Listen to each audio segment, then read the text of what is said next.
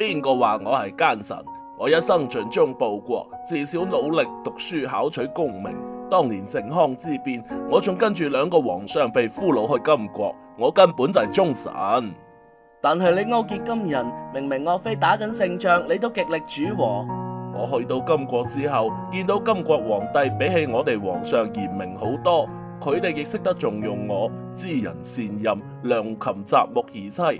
我當然要幫金國明君取代大宋嘅昏君啦，我都係為老百姓嘅福祉着想。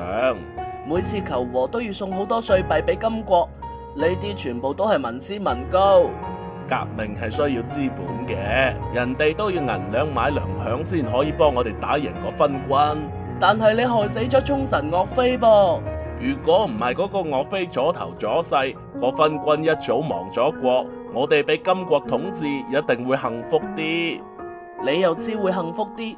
不嬲俾外族統治，漢人都冇好日子過。仲有咩會差得過而家呢個政權統治啊？總之，岳飛先係禍國殃民嘅奸臣。佢岳家軍凍死不拆屋，餓死不擄掠，對老百姓咁好，點會係奸啊？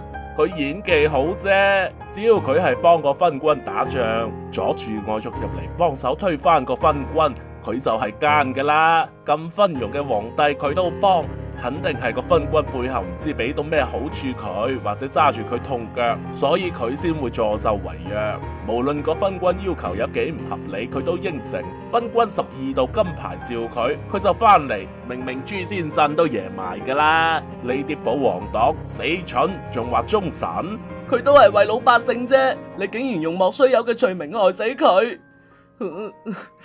佢呢啲人係應該落地獄噶噃。你先應該落地獄俾油炸。